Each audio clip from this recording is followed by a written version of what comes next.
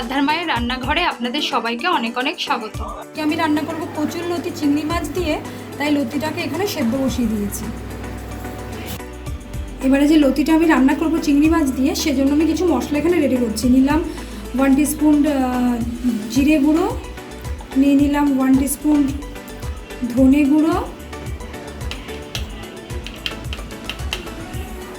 নিয়ে নিলাম 1 teaspoon Kashmiri red chilli powder, দিয়ে দিলাম কিছুটা এখানে লঙ্কা বাটা,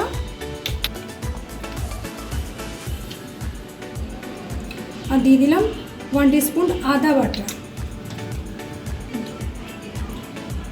আর দিয়ে দিলাম 1 টিস্পুন রসুন বাটা, দিয়ে দিলাম কিছুটা হলুদ দিয়ে দিয়েছি, দিয়ে দিলাম নুন। সামান্য উষ্ণ গরম জলে মশলাটাকে ভিজিয়ে রাখবো। কড়াই গরম হয়ে গেছে, এবার আমি কড়াইতে দিয়ে দেবো তেল। প্রায় 1 টিস্পুন মতন তেল দিয়েছি, সর্ষের তেল।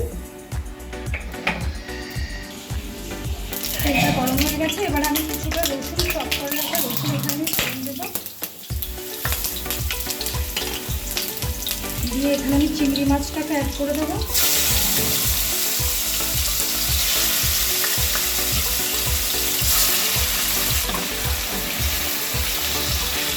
চিংড়ি মাছটাকে আমি ধুয়ে নুন হলুদ মাখিয়ে রেখেছিলাম।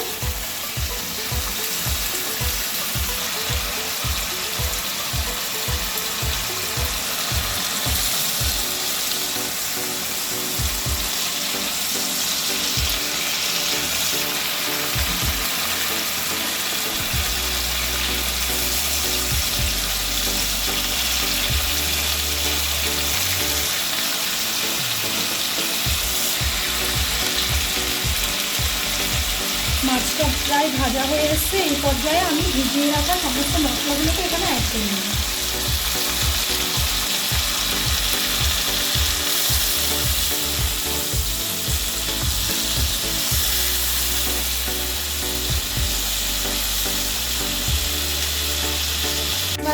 চিংড়ি মাছগুলো ভাই মশলার সাথে পুরোপুরি কষানো হয়ে গেছে, মশলা দিয়ে তেল ছেড়ে দিয়েছে। এবার আমি এই পর্যায়ে অ্যাড করবো লতিগুলো।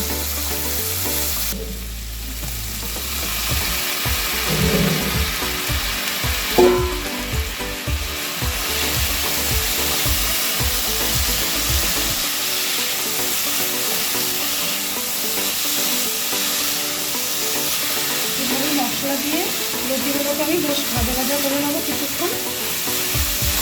লো ফ্লেমে, মিডিয়াম টু লো ফ্লেমে আঁচটা রাখবো, রেখে বেশ মশলার সাথে আর চিংড়ি মাছগুলোর সাথে লতিগুলোকে খুব সুন্দর করে কষাবো।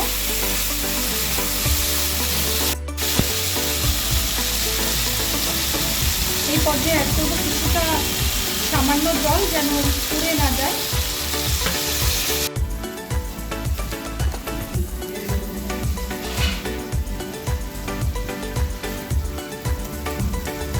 প্রায় হয়ে এসছে লতিটা, এবার আরেকটু কষাবো আমি। হাই ফ্লেমে কিছুক্ষণ কষিয়ে নেব।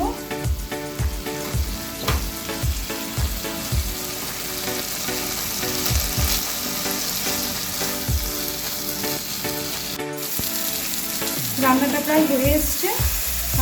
লতি আর চিংড়ি মাছের যে রান্নাটা, মানে সেটা এরকম টাইপেরই হবে, শুকনো শুকনো হবে, তাতে কোনো গ্রেভি হবে না, এরকম মাখো মাখো একটা ব্যাপার।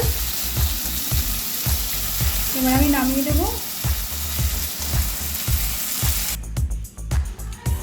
রেডি আমাদের চিংড়ি মাছ কচুর লতি দিয়ে চিংড়ি মাছ রান্না। কেমন হয়েছে প্লিজ আপনারা সবাই একবার ট্রাই করবেন। গরম ভাতে খেতে খুব সুন্দর, দারুণ হয় খেতে। আজকের মতো ভিডিওটি আমি এখানেই শেষ করছি। আমি আরাধ্যার মা, দেখা হবে পরের একটি ভিডিওতে।